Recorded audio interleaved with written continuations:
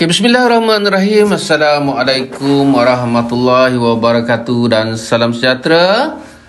Okay, kita teruskan ya tutorial 22. Lihat di situ fokus 2. Cikgu naikkan lebih awal kerana tajuk ini cikgu rasakan juga pentingnya selain daripada birokrasi di Thailand ya. Tapi birokrasi secara umum juga mustahak untuk kita ketahui. Terus saja kepada soalan. Okey, tajuknya nyatakan, bukan tajuk ya, soalannya nyatakan ciri-ciri birokrasi barat. Ini soalan umum yang mesti dijaga dalam buku teks. Ada dalam petak kotak tu ya. Okey, buka kurungan. Ciri birokrasi barat yang pertama ialah penubuhan kerajaan pusat. Kerajaan pusat satu markah.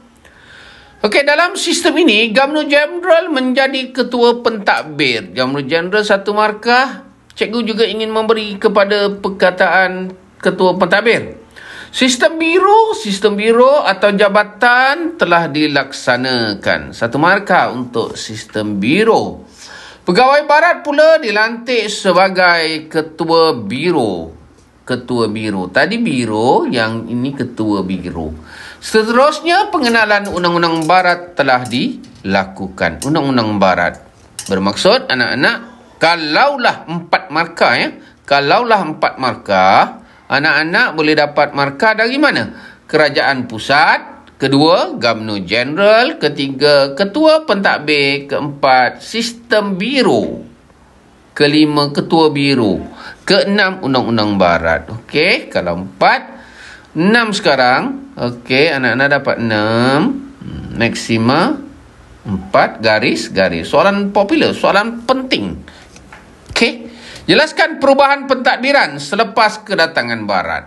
Okey, selepas kedatangan penjajah, kerajaan kesultanan atau pemerintah tempatan disatukan di bawah pemerintahan pusat. Di sini cikgu nak bagi 2. Yang pertama pada perkataan disatukan. Yang bawah kemudian di bawah pemerintahan pusat satu lagi markah. Sebelum dijajah, negeri dan wilayah diketuai sultan atau raja. Sebab dia soalan perubahan, jadi kita perlu melihat perubahan itu. Ya, sultan. Selepas penjajahan, ketua pentadbir barat mengambil alih peranan pembesar. Mengambil alih. Okey. Contohnya, jawatan Governor General. Satu markah. Itu perubahan yang berlaku ya. Okey, pentadbiran pembesar digantikan. Okey. Pegawai barat yang dilantik sebagai ketua biro. Ketua biro pun cikgu nak beri 1. Dan akhir sekali, Undang-Undang Islam digantikan. Undang-Undang Islam dan tempatan pula digantikan. Kenapa cikgu tak nak digantikan? Cikgu biasanya begitulah. Kita tik itu. Tadi dah beri markah pada digantikan kan. Jadi mengelak kekeliruan, kita letakkan kepada Undang-Undang Islam dengan Undang-Undang Barat. Oh, minta maaf ya. Undang-Undang Barat. Bateri pun dah nak habis ya. Undang-Undang Barat. Okey. Kita beri di situ, kita tutup di mana? Undang-Undang Islam dan tempatan. Tutup digantikan Undang-Undang Barat. Katakanlah untuk soalan ini juga 4 markah. Ya. Tak kisahlah untuk esei ke, struktur ke. Berapa anak-anak boleh dapat? Tadi kita dah garis mana ya. Okey, yang pertama markahnya disatukan. Yang kedua, kerajaan pusat. Yang ketiga, sultan. Yang keempat, mengambil alih peranan ya. Yang kelima, Governor General. Yang keenam, digantikan. Yang ketujuh, ketua biro. Yang ke-8, Undang-Undang Islam. Dan yang ke-9, Undang-Undang Barat. 9 ya. Okey. Mungkin juga 8 keadaan ya. Tetapi saya ingat kita boleh tukar lah ni 6. Kemungkinan 6 tu ada. Jadi eloklah kita bersedia dengan 6 markah ya. 6 garis. So, okey, untuk C. Bukannya B ni ya. Okey, ada kesilapan. Minta maaf. Ini C. Okey. Okey, teruskan. Jelaskan pelaksanaan sistem birokrasi barat di Thailand. Hanya untuk Thailand. Apa berlaku di Thailand? Senang saja. Ingat dua raja itu apa yang mereka buat, iaitu Raja Mongkut dan Chulalongkorn. Sistem birokrasi barat dikenalkan sendiri oleh Raja Mongkut. Diperkenalkan sendiri oleh Raja Mongkut. Okey. Satu markah kita beri kepada Raja Mongkut saja, ya. Raja Mongkut telah melantik 80 penasihat barat. Okey, untuk mengetahui pelbagai jawatan. Kesannya, sistem ini dapat melatih pegawai tempatan mentadbir. Melatih. Buka kurungan. Penasihat kewangan dan pelabuhan serta polis turut dibawa dari Britain. Okey, itu satu. Okay, penasihat, kastam dan tentera pula dibawa dari Amerika Syarikat dan Perancis. Raja Chulalongkorn turut memperkenalkan sistem majlis penasihat rendah. Okey, selain itu diperkenalkan juga majlis mesyuarat tertinggi dan kabinet menteri. Okey, kalaulah skema linier ada kemungkinan juga, ya. Macam keuangan, pelabuhan, kastam, tentera pun boleh dapat markah, Tapi tak apalah, kita buat penandaan yang sedikit ketat, ya. Okey, kita bagi yang tu. Okey. Dan tapi boleh juga kita ubah suai begini, di mana kita tak ambil dari, Okey, kita tukarlah. Okey. Kita ambil keuangan, kita ambil pelabuhan, kita ambil polis. Buat semangat anak-anak. Tapi bina ayatlah berasingan lebih baik. Kastam dan ketenteraan. Okey, kita lihat markah-markah itu datang dari mana. Yang pertama, Raja Mongkut. Yang kedua, penasihat barat. Yang ketiga, melatih. Yang keempat, kewangan, pelabuhan. Kelima, kastam. 6, ketenteraan. 7.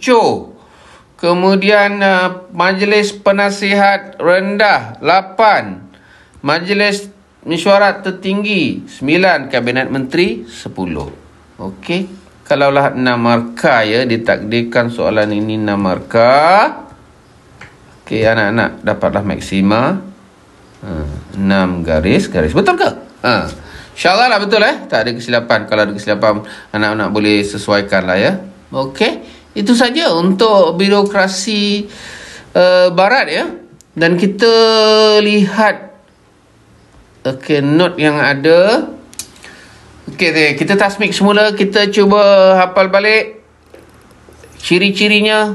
Yang pertama, ada kerajaan pusat, ada Governor General, ketua biro, sistem biro, ketua biro, undang-undang barat.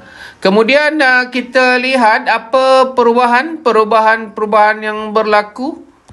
Okey, di Asia Tenggara secara umum, Nanti kita akan bincangkan secara detail dan pusingan lain kalau mengikut negara-negara tertentu. Ini secara umum. Kita ambil perubahan yang berlaku di seluruh Asia Tenggara, ya. Apa yang patut kita tulis, ya? Pertama, apabila barat datang, kesultanan atau pemerintah tempatan, semua disatukan di bawah pentadbiran pusat. Okey. Yang kedua, dulu sultan atau raja mentadbir. Sekarang Governor General atau mana-manalah ketua pentadbir barat. Ketua pentadbir barat. Kemudian pentadbiran pembesar sudah bertukar, digantikan pegawai barat, iaitu ketua biro.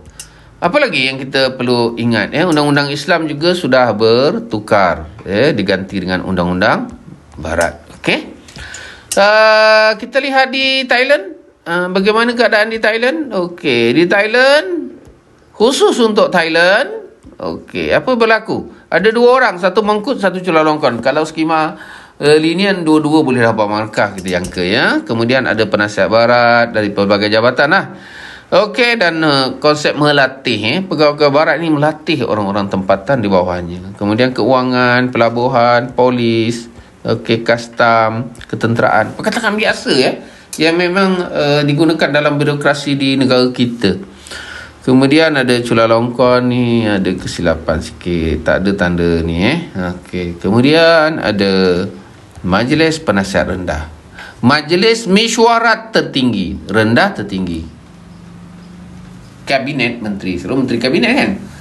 So itu saja, nanti kita akan sambung di masa akan datang untuk bab 2. Terima kasih. Sambil itu kita cuba lihat perkembangan kamus kita, tapi cikgu tak nak ulas lah ya. Saya harap anak-anak boleh lihat sendirilah ya. Untuk nasionalisme nanti cikgu akan bincang. Tapi boleh juga untuk kita tengok sebentar lalu, meluaskan pengaruh, meluaskan wilayah, menjajah tertentu. Elok dihafal juga ya. Boleh guna contoh Rom jika Rom senang. Dan kuasa-kuasa barat lain-lain seperti di Asia, British ya, British di tanah Melayu. Lain-lain kita tengok juga slogan beban orang putih perlu diambil perhatian. Di sini ada dua. Kedua-dua kuasa ini sebenarnya memang menganggap mendakwa mereka, tapi itu dakwaan mereka saja ya. Mendakwa ni kena faham tu konsepnya. Mendakwa mereka lebih maju dan bertamadun. Jadi mereka datang ke sini konon-kononnya untuk mensejahterakan, mentamadunkan orang Timur. Kemudian ini Perancis untuk tugas slogan tugas menjabarkan tahun Perancis. Perancis pun sama saja. Kononnya mentamadunkan orang Timur. Di samping ada penyebaran agama Kristian. Itu saja. Terima kasih. Jumpa lagi. Assalamualaikum warahmatullahi wabarakatuh dan salam sejahtera.